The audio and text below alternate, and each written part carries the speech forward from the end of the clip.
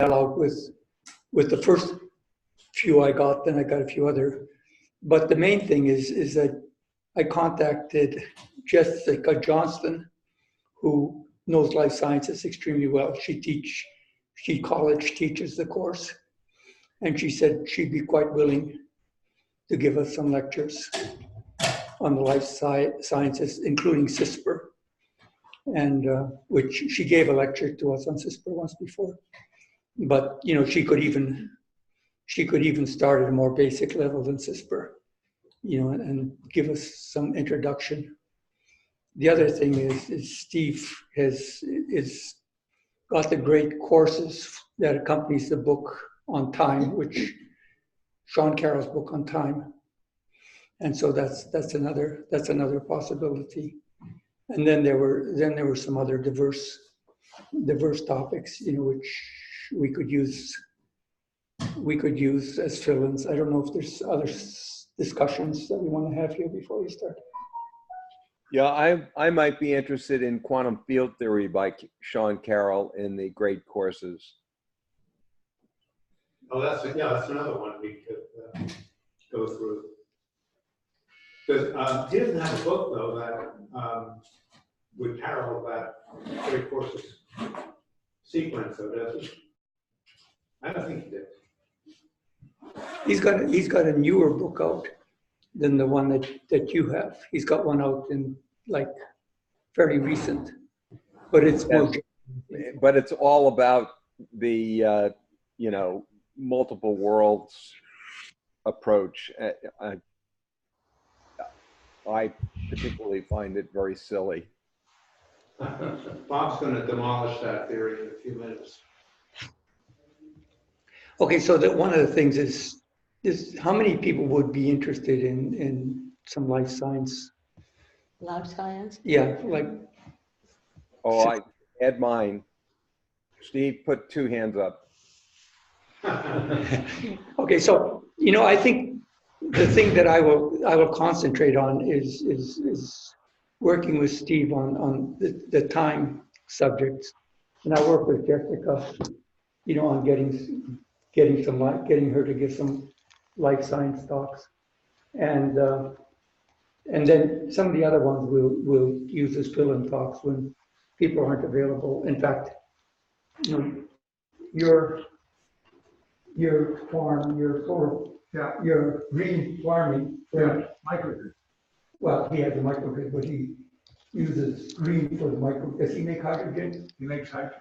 Yeah, I saw an article, but I couldn't find it. I sent you the whole panel for your article. Oh, maybe I saw different articles before I talked to him. So, but anyway, I think it's the same person. But yeah, but and what's his name? You mentioned there's a fellow in Sustainable Rossmore, and Yes, Barry Bryan, Steve was talking to him last night. Is he Sustainable Rossmore? He's the MIT PhD. Yeah. In Rossmore? Yeah, he's in Rossmore. Okay, he's in Rossmore. No, there's okay. But anyways, you know, some of them, that might be an interesting talk because it's The other very thing local. is, there's something that I'm not quite sure of its substance, but it's called Curiosity Stream. Does anybody know anything about that? That seems to be a panoply of lectures by some of the top scientists. Are you referring to an email you sent over a week or so ago? No, That's something else. this is something new. It's called, I mean, when you talk about great courses, and maybe Bob Corsan knows about it. Bob, do you know about Curiosity Stream? I haven't had a chance to take a look at it yet, but I'm going to. Yeah, because that looks as if that might have some of the stuff that we have. I've been having a fight here with my buddy Ed Richards. He wants to do stuff that has as much math in it as a person can stand. And I was giving him a little bit of pushback. Good. Well, in support of Susskind courses, he builds. He starts at a very low level. Yeah. And then he continues on. Yeah. And so each lecture is not new. You know, it builds on the previous lecture. But he does use a lot of math. I've sat through some of his courses. One can get a headache. I was suggesting alternatively, Feynman, who is substantive but not as math oriented. Yeah, the difference with Feynman is Feynman talks on a particular, I find he talks on a particular topic. Quantum mechanics. Well, he'll talk on some topic, but he doesn't have a continuous flow. Unless he gave a series of lectures in New Zealand, I think that might. I don't know, I think you're correct. It depends. Each lecture to a particular topic. Yeah. If one doesn't flow from a previous one. And some of it, maybe it's a build-up to some more advanced stuff, but he doesn't follow conventional, the way people can talk about things conventionally. I'm going to need as much time as we can use. Yeah, I think we have a 1 in a 10,000 chance that we actually have Bob on the screen. So we ought to take advantage of that. Okay. Bob, I think. Thank you. I'm going to talk about something that's been developed basically since about 1980.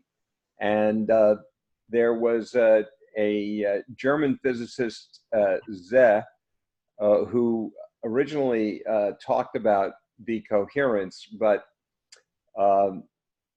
there's another Polish physicist by the name of Wojcik, who was a student of Wheeler's and who has pretty much developed all of decoherence. And we finally understand how it is that quantum mechanics actually becomes the classical. And that's what I'm going to talk about.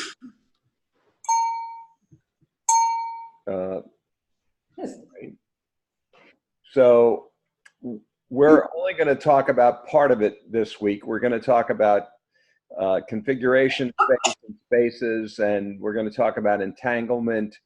And next week we'll get to decoherence, coherence, decoherence, and we'll finish up with some experimental results that demonstrate that this is not all just theory, it actually works.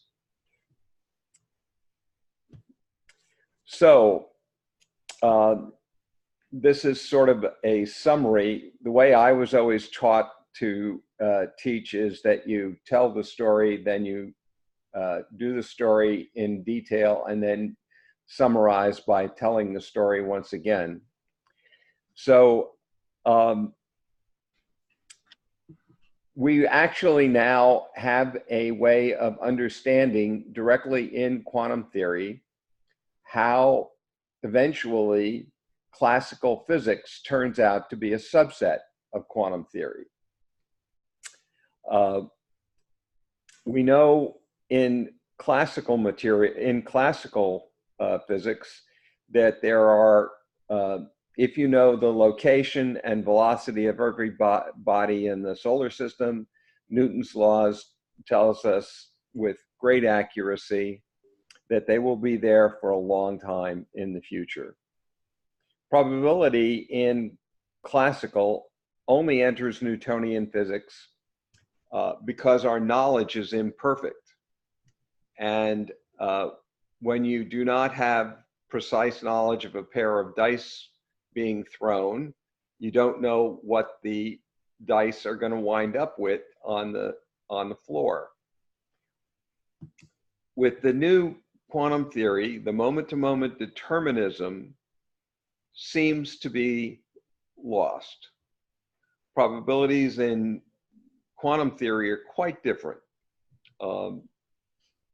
Think of a non-inertial frame that shakes.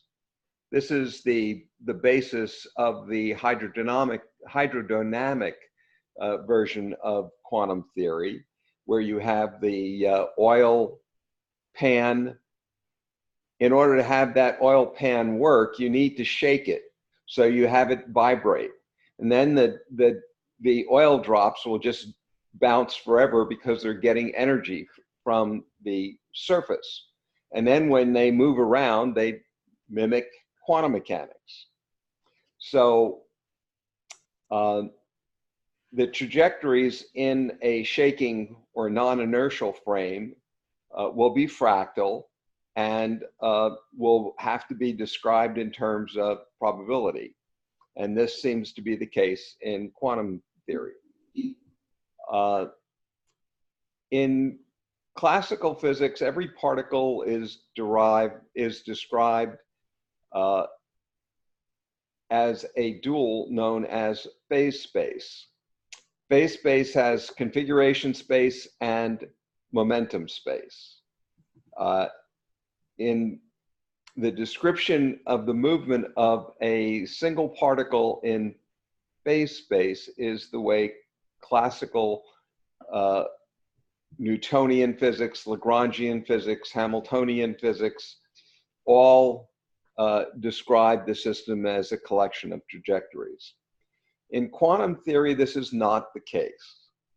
Quantum theory has a wave function, which is a solution of the Schrodinger equation. The wave function works only on configuration space. The wave function of a system of n particles describes only in a function of 3n space. So if you have two particles, you've got 6-dimensional space. And this behavior is the essence of entanglement and measurement. Well, if we were to do a classical run a bowling ball down a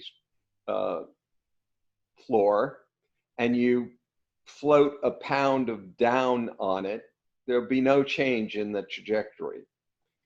The same is not true in quantum theory. Every time a quantum theory system interacts with another quantum theory, the two systems become entangled. And the original wave function is no longer a way to describe the system. In a laboratory system, which is usually a closed system, not an isolated system, although you try to be an isolated system as much as possible. So you set the temperature as low as possible, you evacuate all of the gas in the room, and as much as possible, you try to maintain it in where there's no energy, no mass exchange, nothing happening with the environment. And actually, even in this situation, if you take a look at the results of quantum computers, they've been able to maintain stability for less than 50 cubics for minutes at most. So open systems are the one in which classical physics operates quite normally and has been estimated as entangled by about 10 to the 20th other quantum systems in about 10 to the minus 20th seconds. And this is the phenomenon we're going to talk about called decoherence. And once it's open, the environment resets the quantum wave function bases. And this process is called Ein selection. And the resulting bases are called pointer states. Pointer states are exactly what you would think. They provide a unique, repeatable value of a classical measuring device. And that is the supposed measurement problem.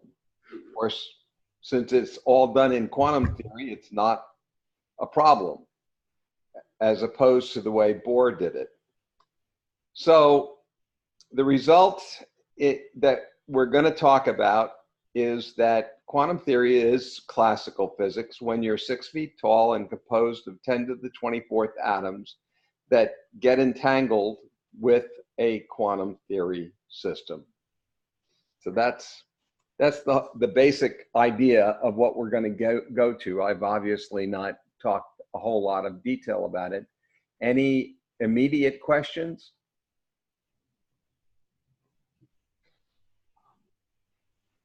Okay. So we know that quantum theory works. We have transistors, lasers, mobile phones, computers, you name it. All of these macroscopic devices are built on tiny microscopic events happening at nanometer scales and described by quantum mechanics. However, we know that the macroscopic world, the classical world, also works. You can throw a baseball and I can describe the trajectory using Newton's gravity, air resistance, fluid flow, etc. So the place we're trying to get to is, how does quantum mechanics describe the classical world? Bohr, and we talked a lot about Bohr last week, said no. Bohr said there were two different worlds that do not work together.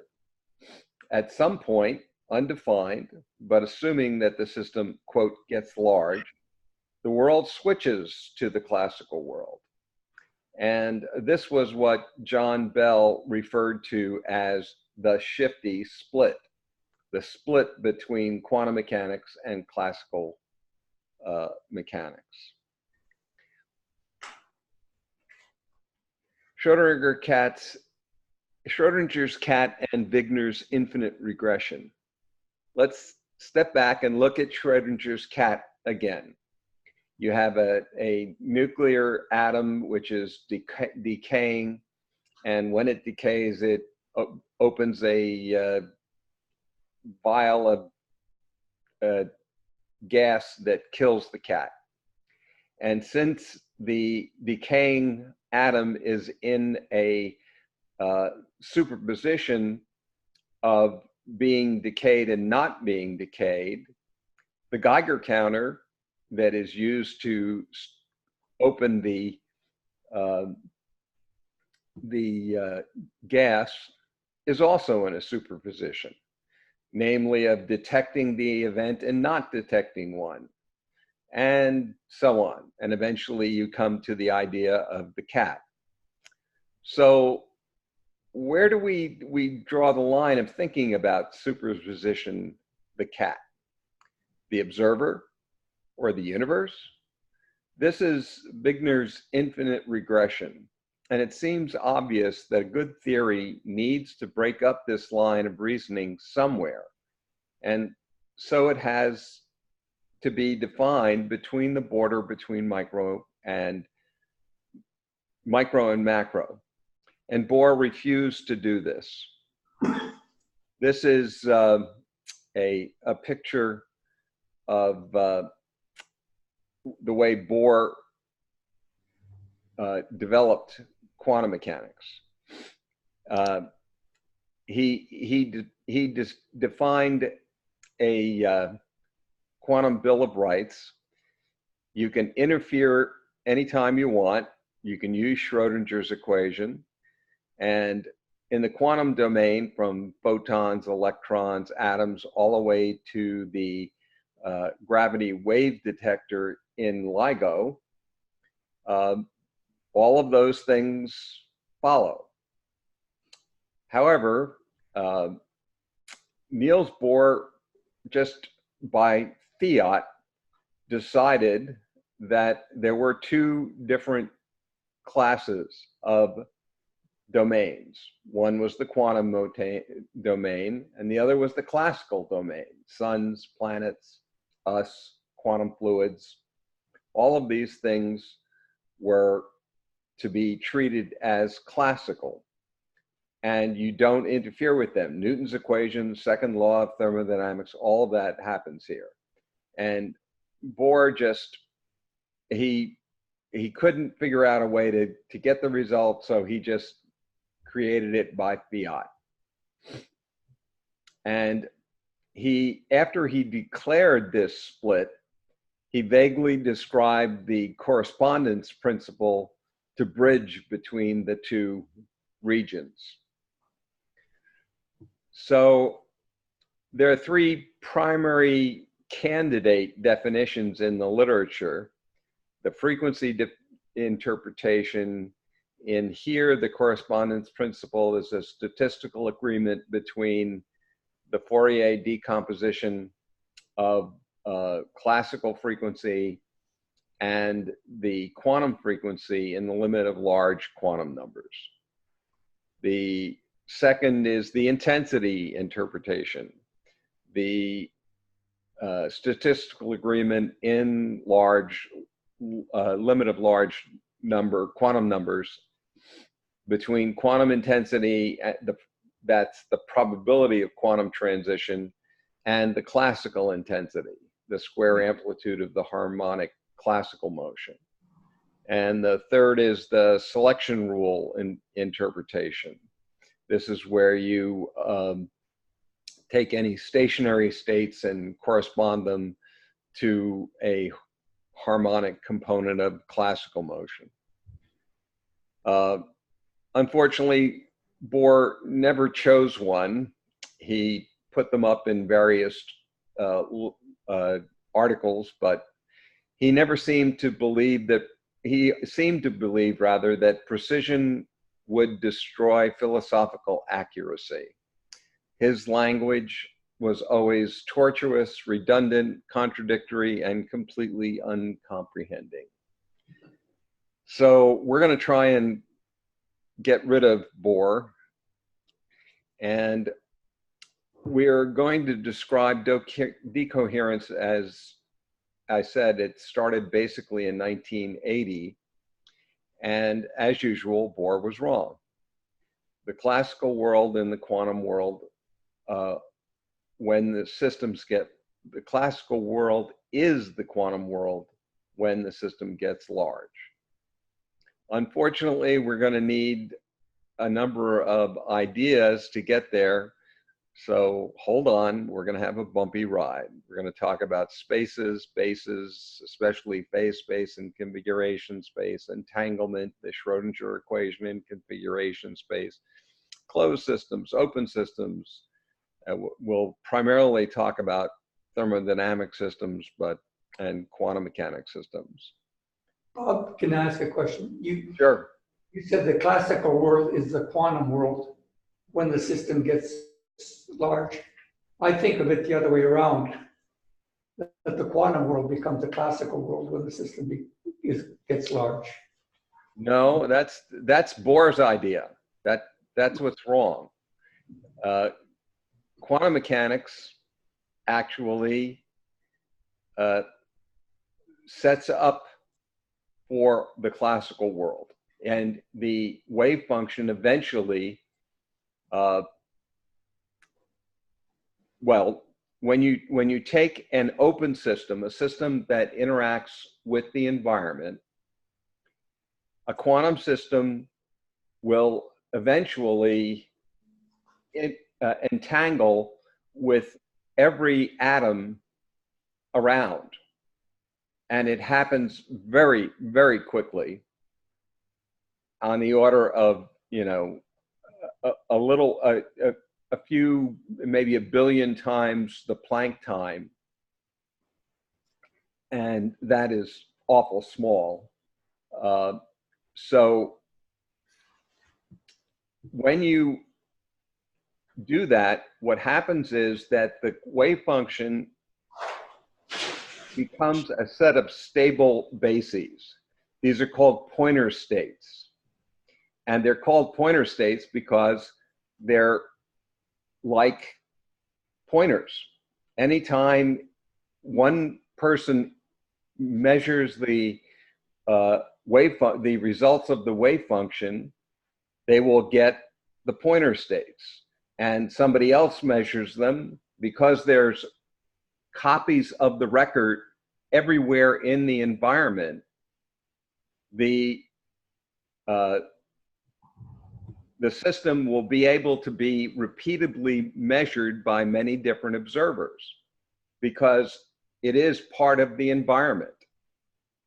The pointer states are the basis of the wave function, and they're repeatable. there's records of the Pointer states everywhere in the environment. And so when you do a quantum measurement, you get a classical result, a pointer measurement. Is that fairly clear, Bob? I'm gonna let it go. I will say. I'm gonna let it go too, Bob. Okay. Anyway, who can tell us about a space? Everybody except Steve and Bob.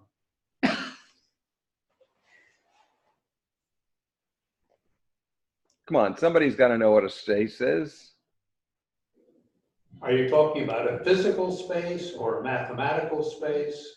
Well, we think that the mathematical space is what our physical space is. Well, it depends on what mathematical space we're talking about, of course.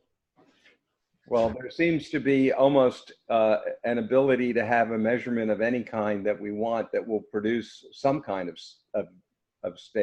space. So I think it's very flexible. But somebody want to tell me what a space is? Are you attempting to define an area? Well, yeah, generally in general relativity, if you can measure a length, if you have a formula for a length in space-time, then you have a Riemannian space. So the concept of a space is very general, and it's a critical construct in physics. So members of a space obey certain addition properties. Spaces that have been investigated and found to be of interest usually have a name after, have usually been named after one of their investigators. Unfortunately, this practice leads to names which give virtually no insight into the relevant properties of the space. So the most familiar and the one everybody gets in high school is Euclidean space. In Einstein's theory of special relativity, Euclidean space, 3 space plus time becomes the 4th dimension. And they're unified because the length equation has a weird negative value of time and positive to X, Y, and Z, and that's called Minkowski space. And the most fundamental space used in quantum theory is Hilbert space, and that's just Euclidean space done for infinite numbers of dimensions and using complex numbers instead of real numbers in the place. But otherwise, it's just a linear vector space. And the most general type of mathematical space is called a topological space, which we've talked a little about in the past.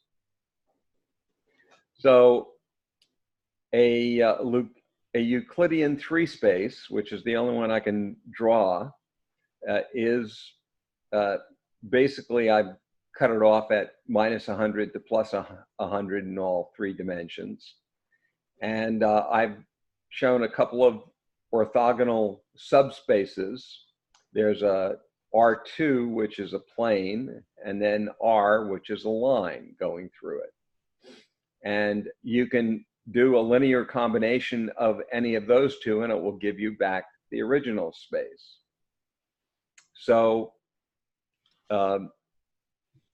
this is the general idea that people use of spaces, and there's a appendix in this material which you can look at on your own to see a little bit more about how this works.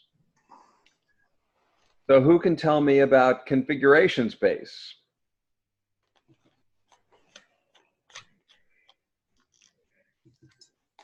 Somebody?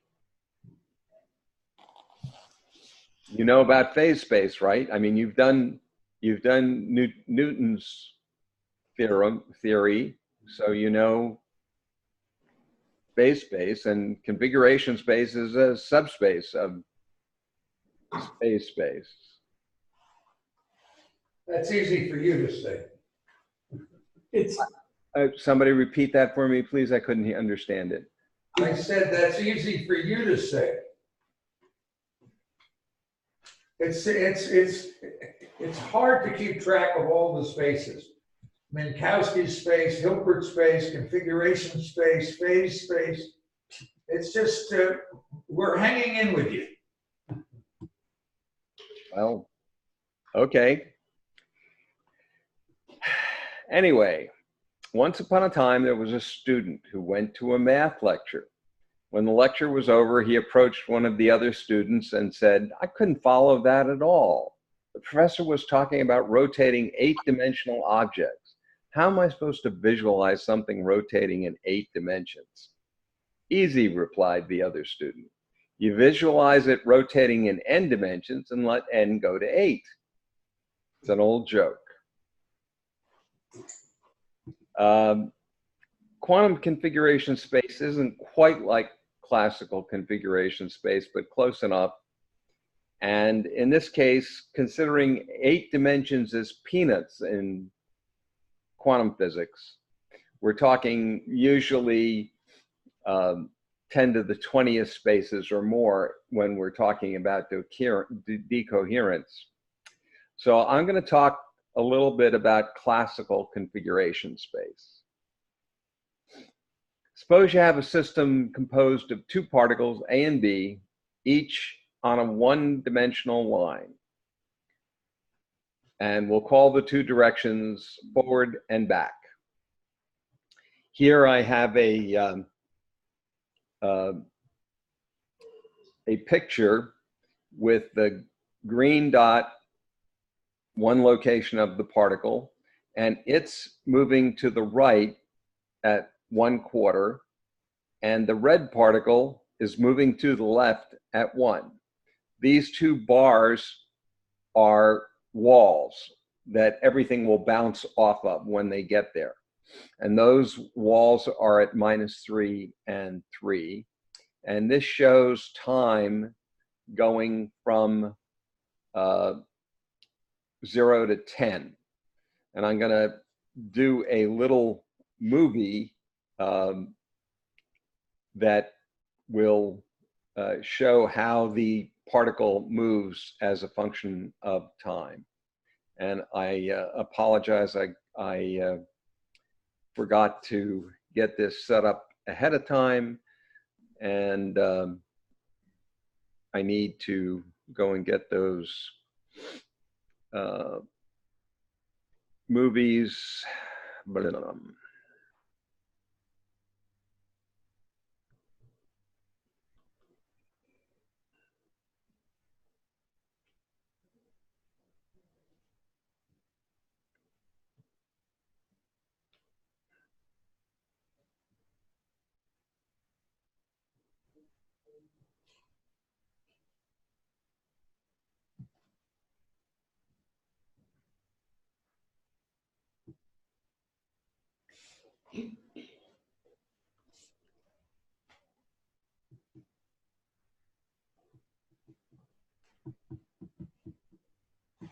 Oops, not this one.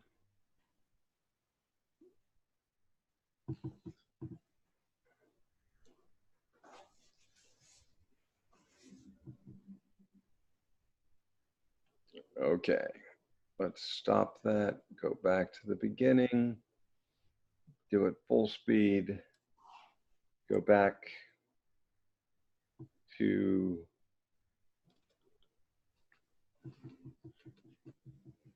share.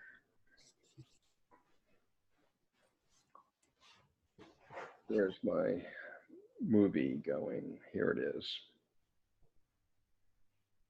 Okay, So you can see these particles are bouncing off each other, changing momentum as Newton's third law says, and eventually hitting a wall and coming back and then bouncing each other again and going, bouncing back and forth uh, against the walls and each other.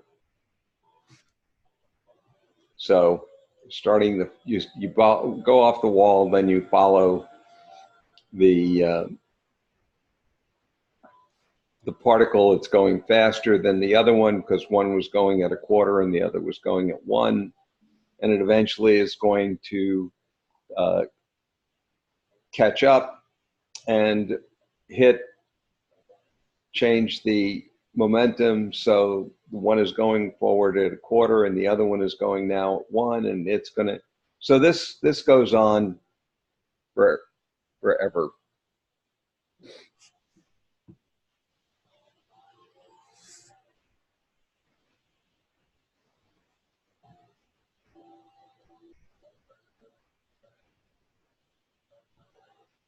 Why am I not going back? Okay. So this system evolves in space during various times, showing I used a discrete set of times, time equals 1, 2, 3. And this is usually the way we think of a set of particles. However, we can think about them going in a different space. And let me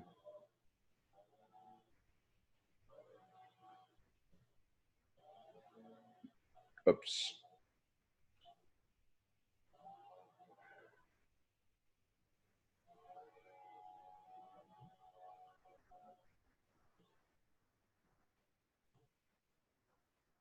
Bob, shouldn't the red ball be moving 4 times as fast as the green ball?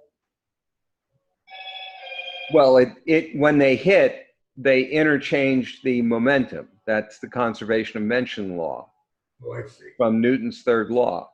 I see. And so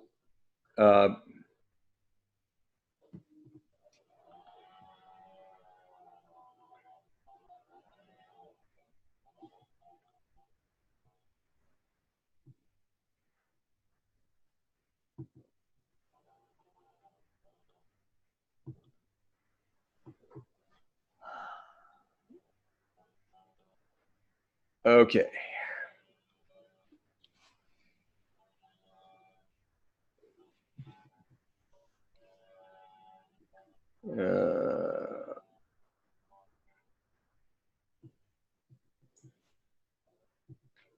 Okay, hopefully you see the picture now.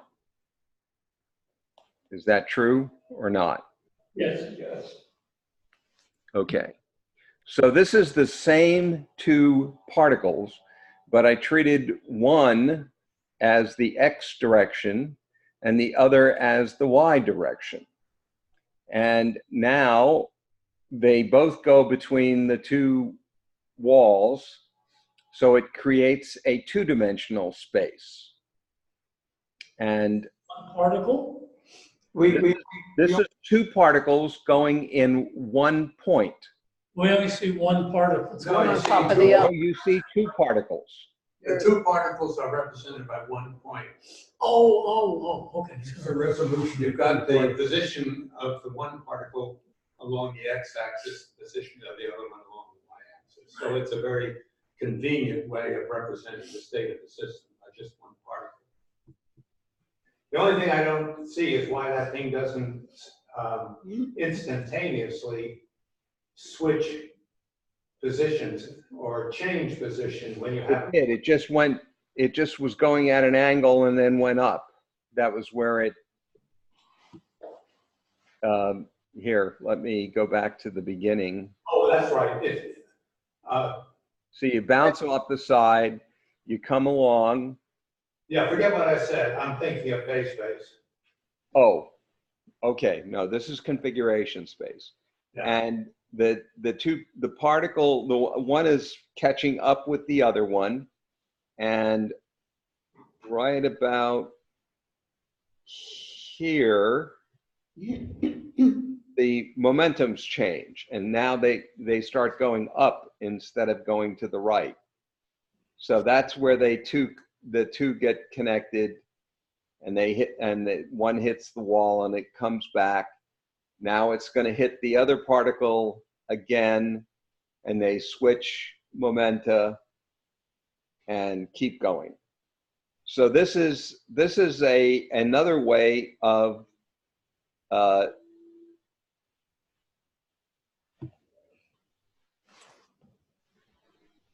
going. Well, I'm going to make a comment.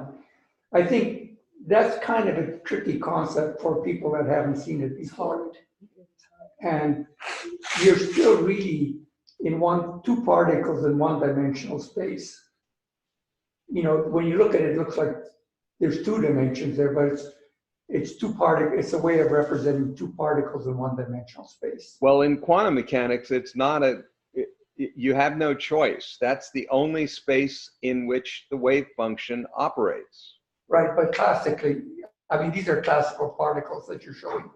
And it's a way of representing two particles. Well, in this case too, but in arbitrary number of, first of all, I only made one dimension, so I could draw everything in a picture. So I had to stick to two particles because I'm going to use the third dimension as time in the next picture. So this is the same one that we were just looking at. So you have and this is the initial condition. You have the particle moving to the right at 1 and moving to the left at 1/4. And both of them go to the walls, which are at -3 and +3. So you probably heard that time is the fourth dimension, but in my case, I'm going to use it as the third dimension. And we're going to have the same picture. This is exactly the same process that we looked at as a movie. So you have the two particles starting here. The X direction goes and hits the wall and bounces off. And eventually, it looks like it's going to a wall, but it doesn't. It actually, the two of them connect, exchange the momentum, go back to the wall, exchange the momentum, come back and exchange the momentum, and keep going. So this is the picture of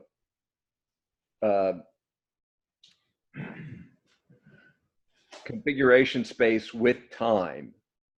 So you have X of t, Y of t, and t. Is this clearer?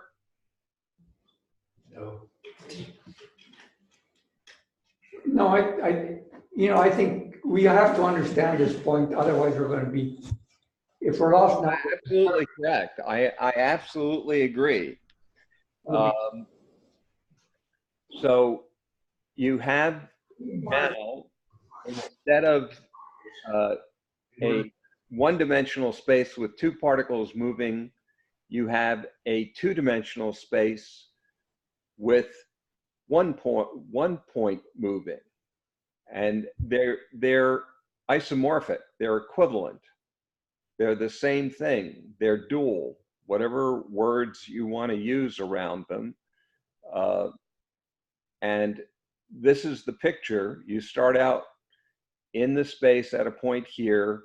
One of them hits the wall, continues. The two of them hit each other, change momentum, come back. The second one hits the wall and then keeps going, and eventually they'll hit each other and change the momentum again, etc.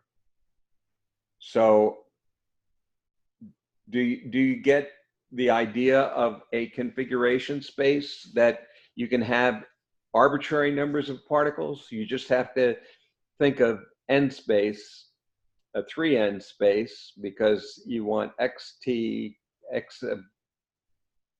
you want x1 of t, y1 of t, z1 of t, and t, and you want x2 of t and y2 of t and z2 of t, etc., for as many particles as you have. And so you have a 3n space here. Here I only had a 2n space because I was in a one-dimensional space rather than a two particles. Bob, let me just say something for a second. One way to think about this is the following. If the particles weren't moving at all, this line then would just be a vertical line. Okay. Time would be increasing, but the positions of the particles would be unchanging. So a space-time diagram, which is what this is, with no particles moving, the point representing the position of the particles, again, is just a straight line, vertical line. If the red particle is moving and the green particle is stationary, then this point would be moving maybe this way or that way, because that axis represents the position of the red particle. If the green particle is moving, then this point moves this way or that way, because this is the axis that represents the position of the green particle. Okay, so if you have both particles moving, and let's forget time for a second, then this point would go as off in some direction in which both this axis, the particle projection along this axis is changing, and the particle projection on this axis is also changing. So again, if one particle is moving and the other is stationary, then the thing just moves parallel to, say, this axis if it's a red particle, or parallel to that axis if it's the green particle. But each this point here says that the red particle is halfway between the wall, this wall, and that wall. And the green particle is right up, is close to this wall and far from the other wall. Is the green particle shown in this picture? Yeah, this point represents both particles. This has got both particles at the same time. So at time equals 0, they would be on that plane somewhere. Yeah, they'd be somewhere on this plane. Okay. What does the line represent? The momentum The line represents the change in the position of what? of the two Of particles the two particles as time proceeds, as time increases. Okay. So the motion of this line in the vertical direction represents the change in time. The vertical direction is time. Okay, in the horizontal direction. Horizontal direction represents the positions of the two particles. Okay. So what you're seeing is, as time proceeds, you're seeing the position of the two particles changing. Okay. It's because of their motion. Time is the vertical direction. Time is the vertical direction. Okay, what is the horizontal direction? The horizontal direction, this motion in The this red particle, the X particle. motion of the red.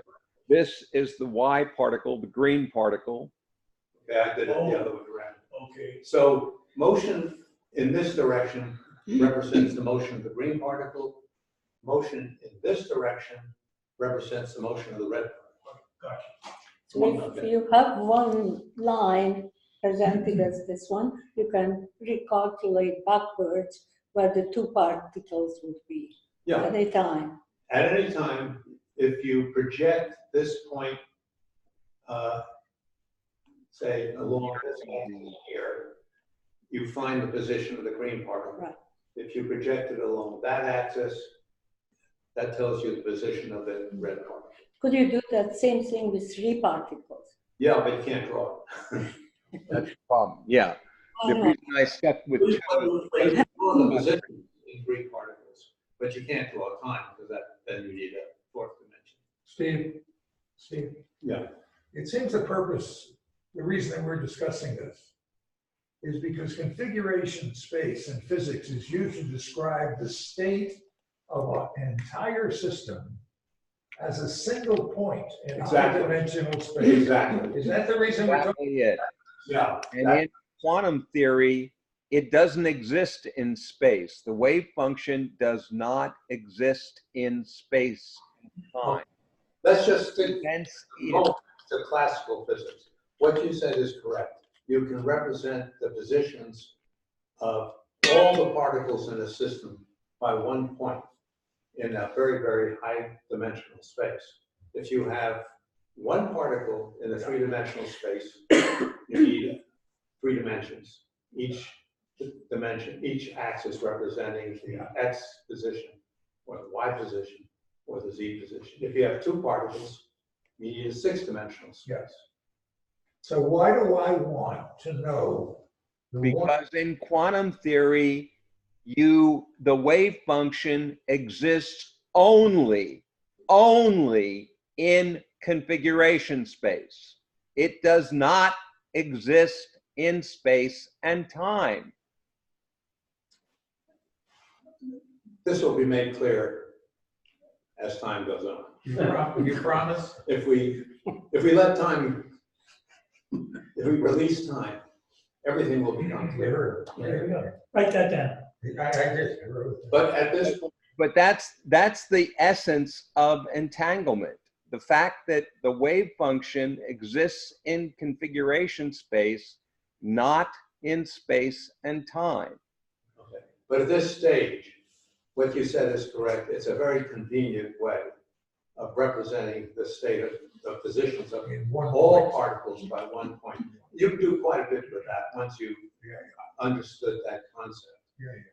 There's a lot of statistical physics that comes out of that, which is very useful. But that's just a very convenient concept. Could I ask you again, and I know we've discussed this numerous times, about dimensions here, and you said if you had an additional particle, then you would need 6 dimensions. Right. Can you elaborate on that a little bit more? Sure. I didn't hear the question. The question is, if you, why, if you have 2 particles, do you need 6 dimensions to represent the positions of those 2 particles in configuration space? As a single Well, point.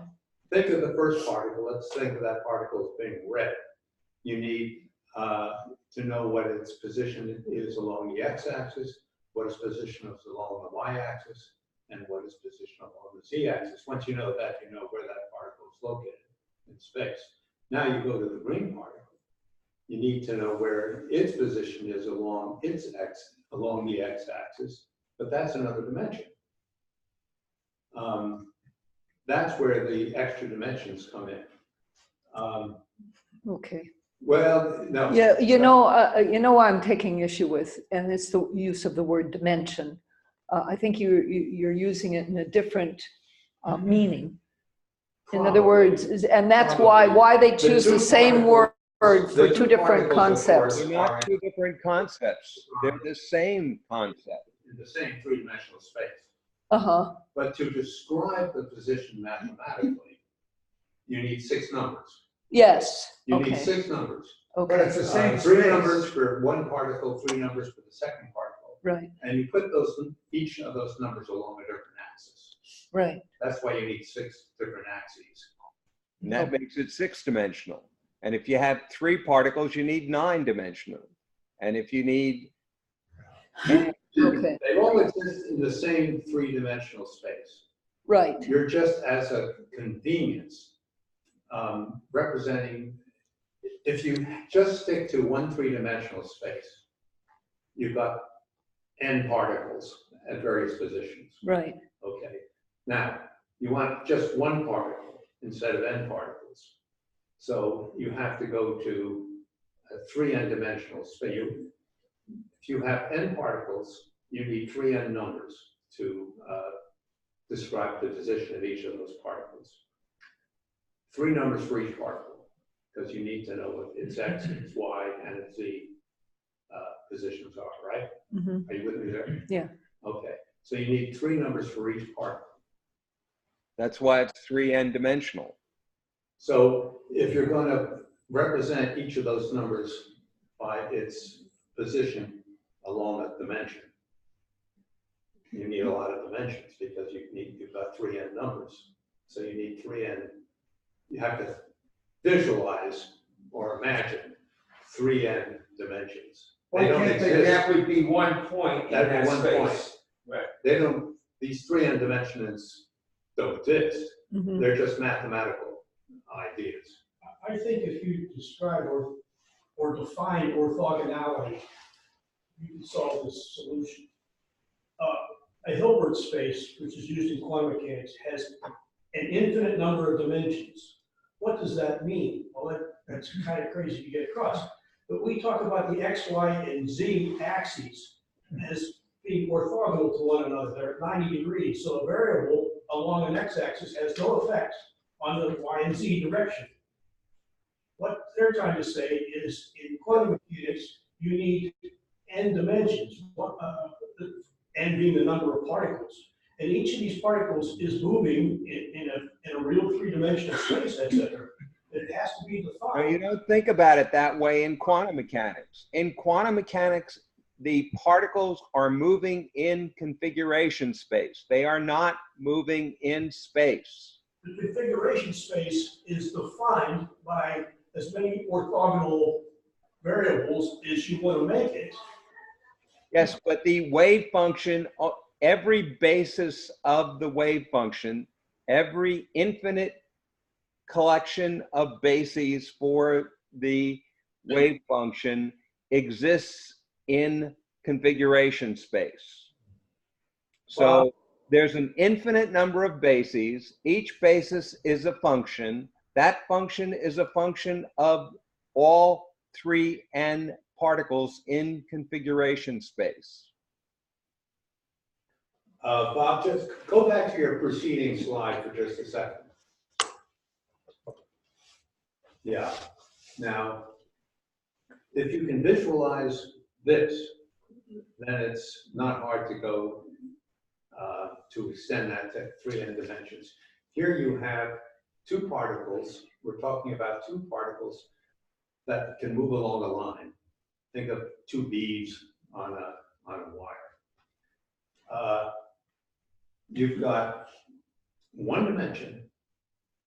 So to specify where those 2 particles are in 1 dimension, you need 2 numbers, right? You need to know how far the red particle is, say, from the left, and you need to know how far the green particle is from the left, okay?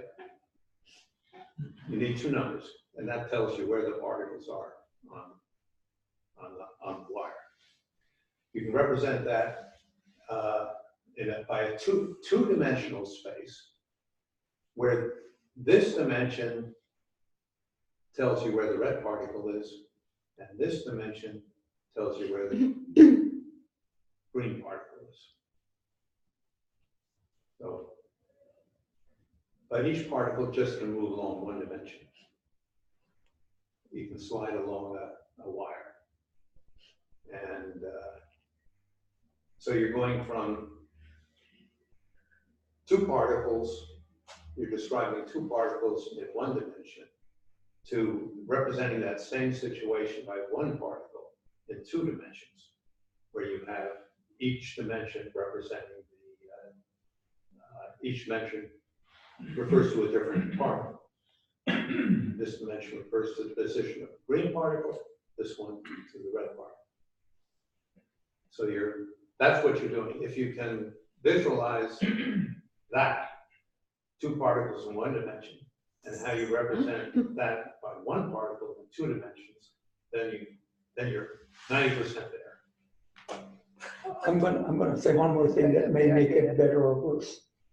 But the 2 vertical lines are 2 walls in 1 dimension. The two horizontal lines are also two walls. The same two walls. That's what I was, you took my thunder. Yeah, they're the same two walls. They're not a different set of walls. They're the same two walls. But the horizontal ones are walls represented in one dimension, and those walls and the vertical and the horizontal ones are the same walls. Yeah, these are the walls that the red particle sees, and these are the walls that the green particle sees. But they're the same wall. They're same. There is another thing which I am wondering about. You can do that when you just assume there is no other interaction between the particles and the walls, except some actual beating them and changing perhaps their momentum. What if they have other interactions? Well, then the paths of the particles, if you were to look at what happens as time goes on, the paths would be curved. They wouldn't be straight lines. A straight line path indicates a particle moving at a constant speed. Right. I've just used constant motion here to make straight lines in between and interactions by changing momentum. Yeah, but Other forces going on, you'd get curved. electrical forces between Well, then them. the paths of the particles would be curved. But can you go back and figure out from having a curve which may be curving, can you go back and figure out each possible interaction point and situation? Probably, yeah, you should be able to work backwards. And if you have three Because particles, if you know what the particle accelerations are, which is the manifestation of their current paths, you can go from the acceleration to the forces that the particles are feeling. so And maybe that's enough information to tell you what the interactions are, but you need to know what the forces are as a function of. well, you have to assume some assumption goes there, what interactions you possibly deal with. Isn't it misleading to use the term x-axis and y-axis in a different way? Aren't you using basically those two terms in a completely different way? Yeah, I mean, that's you should 60 probably, years experience with yeah, X you and should Y axis. probably label them differently than X, because X and Y is confusing. That's what threw me off during this Yeah. whole discussion. Maybe label them as 1 and 2, X1, X2. or red and green, right? Yeah. You got a red Different than axis X and and Y. a green axis. And the red axis tells you where the red particle is along the straight line. And the green axis tells you where the green particle is along the straight line. Bob, before we move on, I'm going to ask you, you have a mathematical symbol there. You said two impenetrable walls at coordinates -3,3 with an X and coordinates -3,3. What does that X designate mathematically? What that is a segment of the real line from -3 to 3. That's what the bars mean. And then the cross means I've forgotten what the term is. It's a tensor product between the same one, and that's the way in which you get this. This is the same two impenetrable walls, so you get a square between -3 to 3 and -3 to 3 in the two directions. So this is a segment of the real line from -3 to 3, and this is the same segment from -3 to 3. When you do a tensor product, you get a square. You get all of the points in the square here. Was that clear? Yeah, so you're saying it's a tensor product, which it's okay. Most of us don't know what that is yet, but we'll probably learn. No, it's okay. That's fine. Can I just ask one more thing? Sure. Clarified in my mind. Can you put on the last slide? So if the horizontal lines and the vertical lines are the same two walls, and your point is representing red in one position and green in another One direction. Right. direction, another, aren't you really saying that it represents, I forgot which one is red and green, horizontal or This vertical. is the red particle moves along the x-axis, and it starts out at moving to the left, that is -1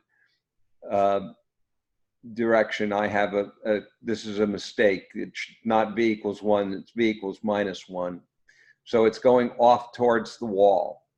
You're starting very close to it. You're at 2.9, and you're headed towards minus 2.9, and you're headed towards -3 on the red particle. The green particle moves upward and it's moving at 1/4 up in this direction.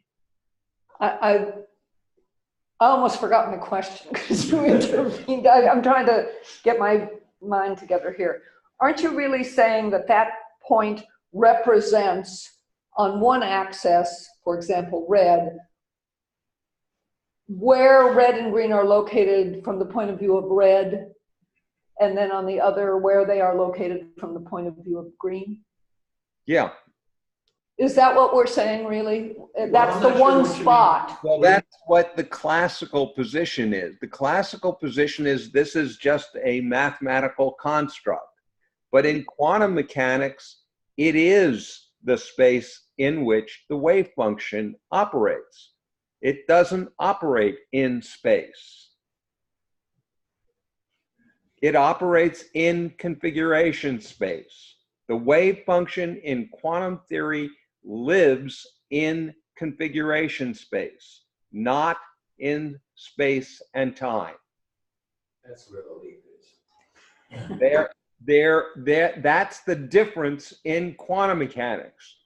Classical mechanics, configuration space is simply a mathematical construct for what's happening in space and time. I'm just worried about In quantum theory, you have no idea of what's going on in space and time. You only know what's happening in configuration space. And you only know that Real, then. probabilistically. Talking about it's not. real it's not a versus real mathematical. Space. It's not a real space. Right. What I meant by it is from your point of view from the red position Yeah. versus your point of view from the green position. Well, if what you're saying is that the position of the red particle, let's take this point here. If this is the red axis, then it tells you that the red particle, is right next to the wall. Right. Because this is the red axis, and, Right. and you drop a perpendicular, and that shows you where the red particle is. The green particle looks like it's halfway between the wall. This is the green axis, so it's halfway between this wall and that wall. Yeah. I understand it for this moment in time. Steve, do I hear that this discussion is taking place because there's no way to map the quantum world in the same world that one could map the classical world? And so you're trying to get configurations in one type of space versus configurations in another type of space and map them one to the other? Is that what's going on? When Bob says that you cannot map quantum space in space-time, Into a and real you have to space-time. map it in configuration space, it seems to be because you don't have common space between classical and quantum. At this point, that's what it appears. The configuration space is, again, it's not a real space. It's not the space that you and I live in, but it's a space that is useful for representing a wave function. You're talking things classically. Quantum mechanically, it doesn't, space and time can only be measured. The wave function exists in configuration space. There's a difference. Be careful. Always say, when you're saying it's a construct, you're talking about this classically, not quantum mechanically.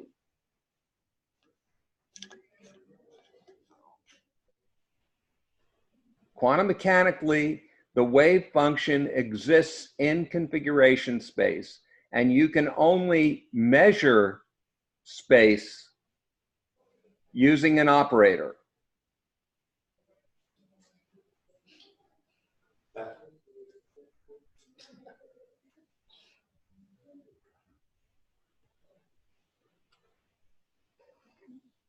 Okay. You can measure different properties using an operator.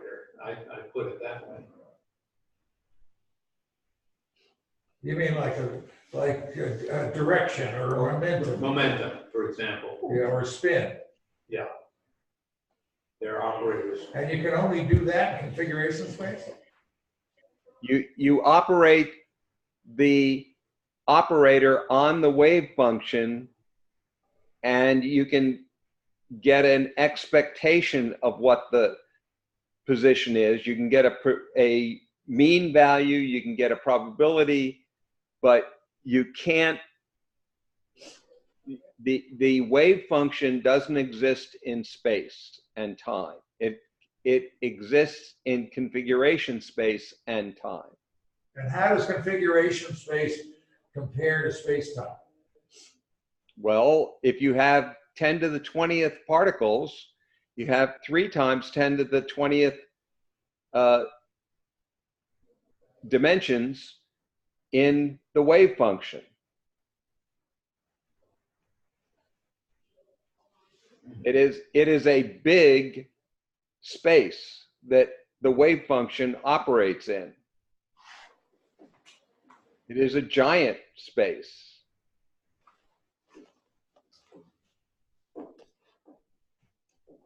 And moreover, you can use complex numbers in that space to make it even more complicated.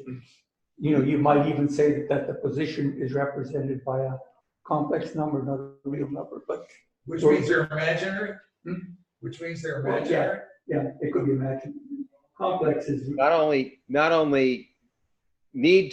could be, the fact that they're complex numbers is the reason that you get interference in quantum mechanics.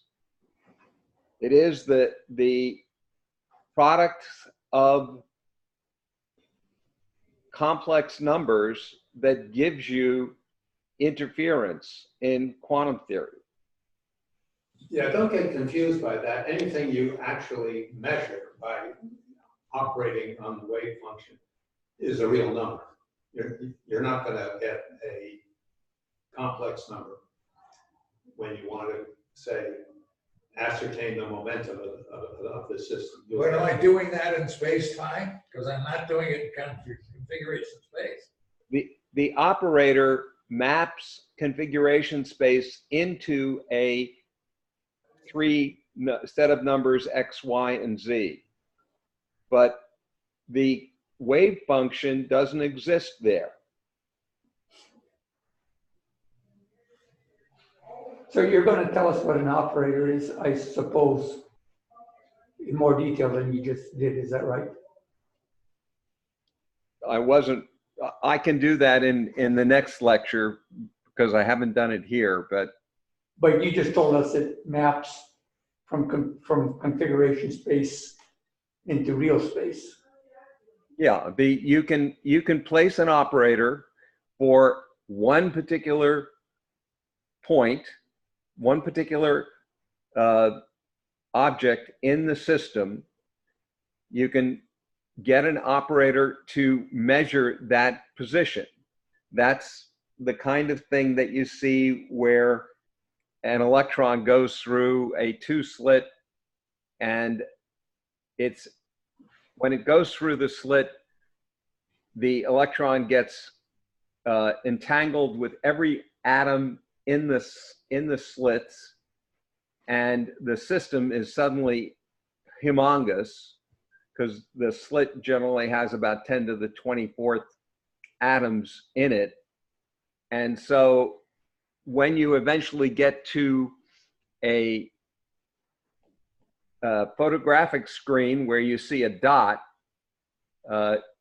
that's where an operator for the position of that particular electron is measured, and you get a position.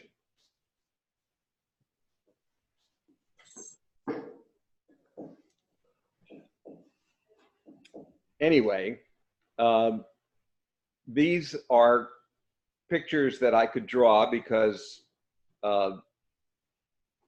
you know, even in classical physics, if you have three-dimensional positions for each particle, and therefore three-dimensional velocities. So if you had 7 particles in phase space, you'd require 42 real numbers, and you would need to represent them as a point in a 42-dimensional space.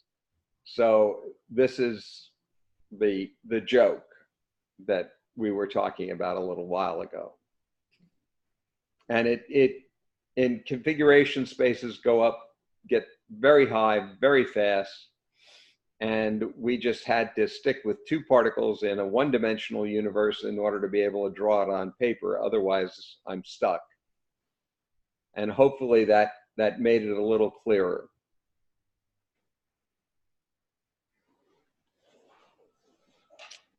I think we have a question about Schrodinger's cat here, because that's superposition, right? Yes, that's because of the fact that the Schrodinger equation is linear.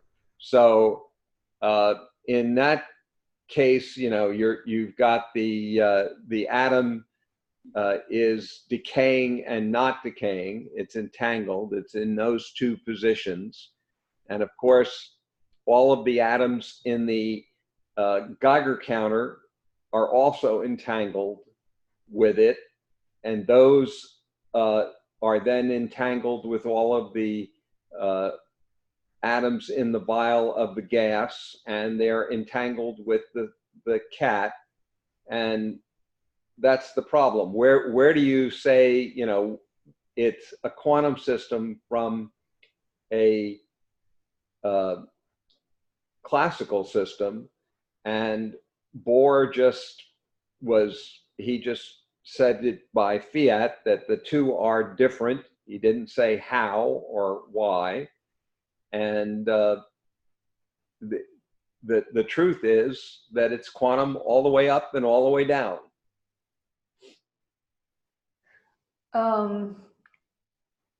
Isn't quantum deals with probability of where, you know, whether the cat is dead or alive, not actuality.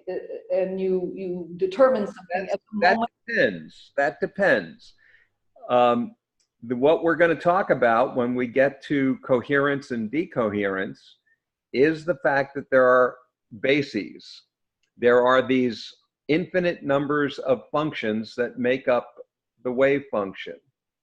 And each one of those exists in configuration space. Now, and each one of them has a complex number on them. If you are going to let them interact as they go on, they interact with everything going on in the environment. And it turns out that sets up a evolution that we borrow the word from biology, but the quantum wave function evolves, and those bases evolve. They become records every place in the environment of the system. And when that's called Ein selection, and when that evolution occurs, the bases, which had all kinds of interference going on in this initially, eventually you get all kinds of copies of things that are the same. They're called pointer states, and they're called pointer states because they're reproducible. There's copies everywhere, and so one observer can go in and get one record, use it, and then somebody else goes in and gets a different record, gets the same record, because they're all the same. So what happens is that the wave function evolves from a set of interferencing processes to a set of bases that are reproducible, that give you classical measurements. That answer your question? I'm going to get back to that cat. Sure.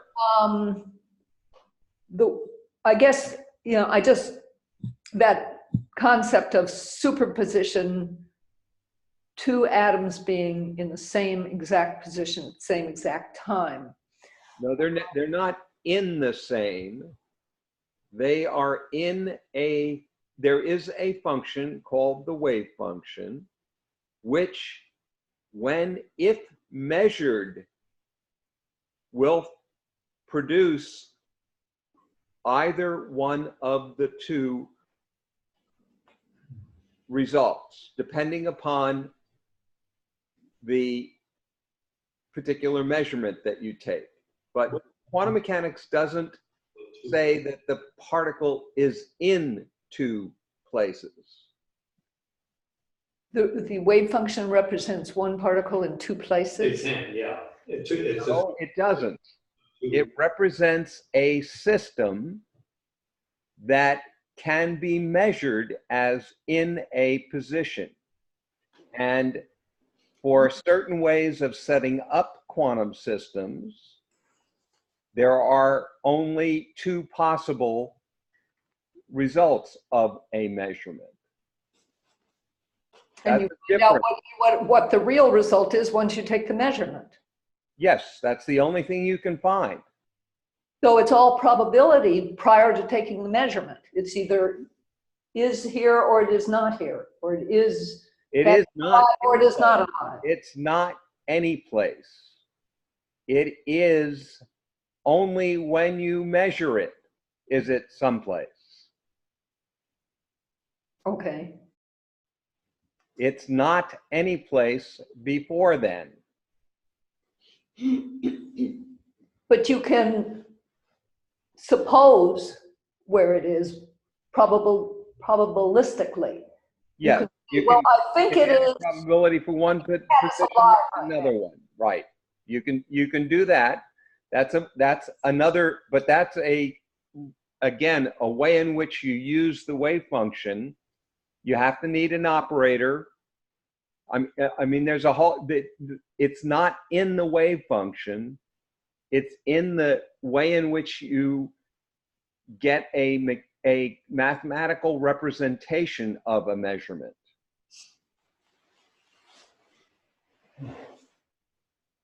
You need to learn not to listen to the people who use language, especially the stuff that Bohr said. Almost all of that is garbage. The wave function has that information in it. You can extract it. Right.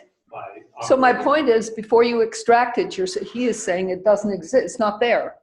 Well, it is there. It's just you have to extract it. Saying we don't know. Well, There's no way to know. of course, there's no way to know until you measure it. But had we measured it at such and such a point, we would have found so and so. We would have found. We could only give us a probability of finding it in, for instance, well, that's what all probability is. or 10 positions, or 100 positions, or Isn't an it all infinite probability number of is? positions. Does it mean that time is only classical? Because you have to measure it, don't you?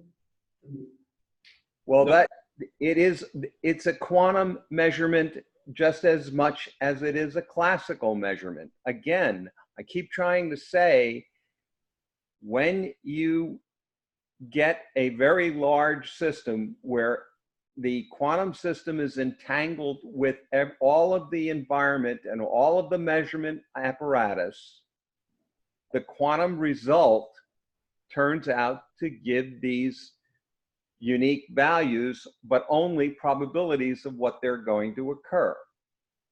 That's all quantum mechanics can tell you about. It doesn't know about what's going on inside. That's an interpretation.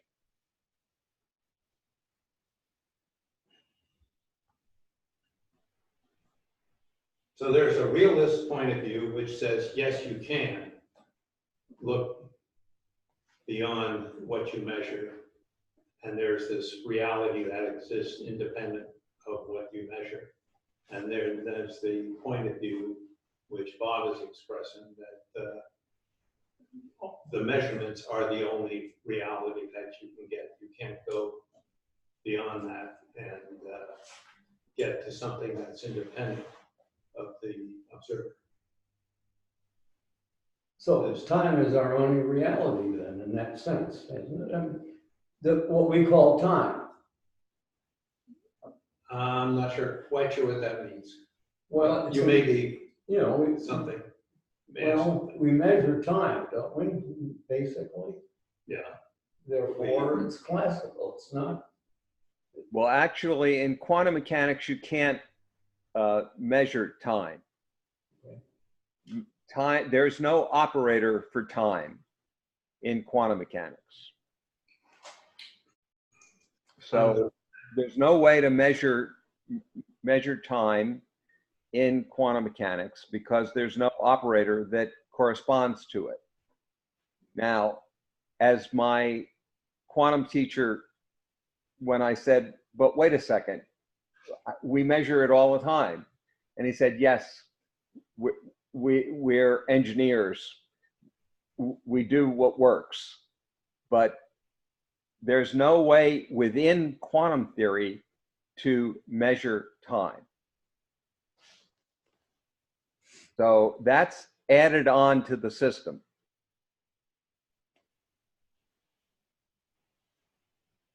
So again, this is a very strange kind of theory, quantum theory. You don't know a priori where anything is, and you can't measure time, but we do it all the time anyway. And there are all kinds of interpretations. We talked about a few of them before. There's another one that Gelman and Omnes and Hartle and Griffith have come up called consistent histories, which allows you to coarse grain quantum systems and give results that look classical. So there's all kinds of ways of getting there. The one that makes most sense to me is decoherence, which is what we're going to try and get to.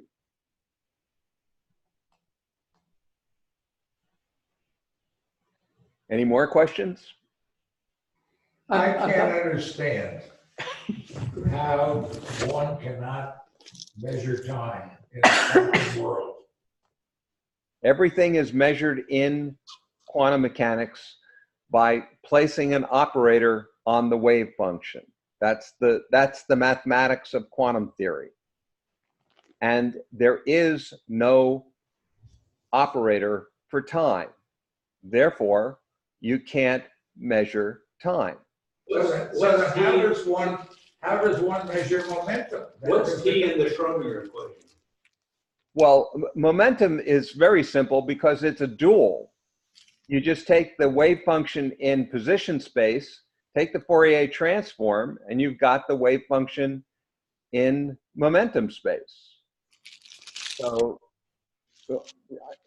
the two are they're different in classical mechanics, but in quantum mechanics, they're exactly the same system run in two different ways.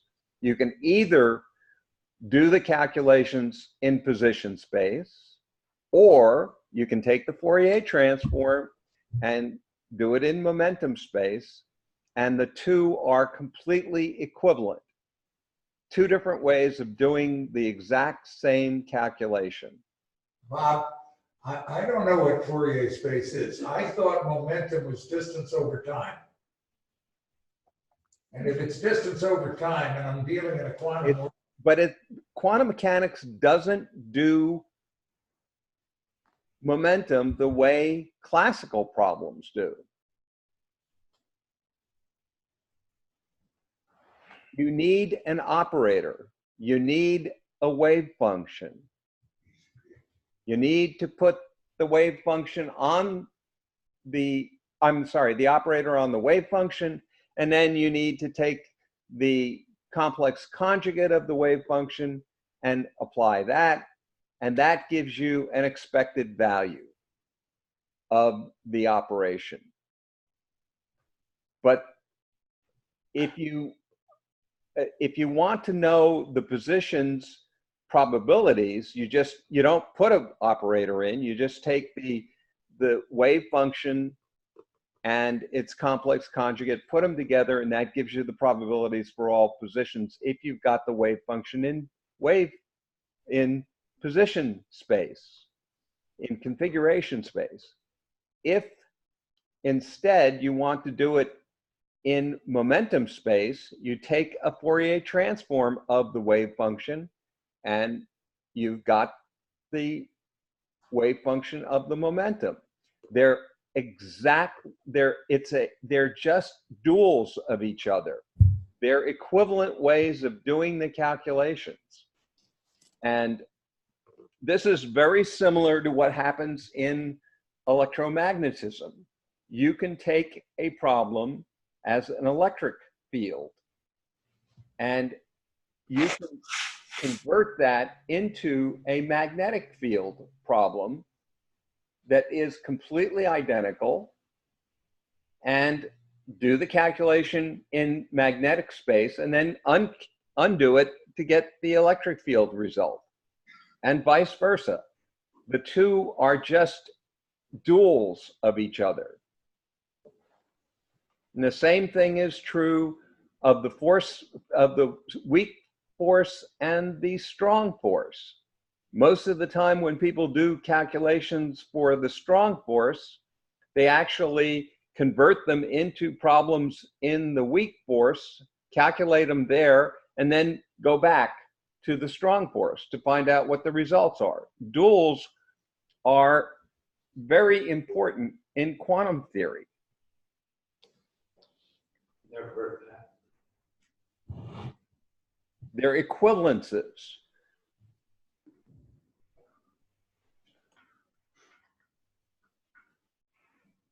Did any of this make any sense? Well, it's starting to. Depends on when you catch me. Bob, I don't want to go on a tangent, but are energy and time also duals? I'm sorry? I don't want to go on a tangent, but are energy and time also duals? Because you can, in Heisenberg's uncertainty principles, it's delta x, delta momentum, or delta t, delta energy. Right, but this is a tricky question because energy, you have to operate on the wave function using the Hamiltonian, and there's no operator for time. So generally, this is interpreted as stability as opposed to being uncertainty. So if the if the energy is known exactly, then the delta T is going to be infinite. And that means that it's totally stable. The energy will be the same over time. That's the way it's generally understood, as opposed to a direct measurement uncertainty about the position and momentum. Because again, you can't figure out, you can't get a measurement of time, you can't have an uncertainty about time if you don't have an operator for it. So again, it's a very tricky question, and it's usually interpreted in terms of the stability of the energy as opposed to the uncertainty of it. Now, if there is an uncertainty in the energy, then that means that eventually the energy will decay, will change its form. And that's one of the things that allows particles to decay into other particles, is through that mechanism. But it's a stability question as opposed to an uncertainty question. Is that clearer? It's enough. Yeah, it's enough of an answer. It's not totally clear, but I can go from there. Okay. Any other questions? I think we should, if you're gonna go into entanglement, I think it's probably we're not gonna be able to finish it. This is a good spot to break, isn't it? Yeah, I think you're right. And I'm gonna say we should probably finish up about what we want to do after I do the rest of these lectures, which I thought was going to be 2, and it looks like it's going to be at least 3 or maybe 4. So why don't we finish what we're going to do next? Are we going to do, lectures by biology? Are we going to do the great courses, or what would we like to do? And I'm just going to stop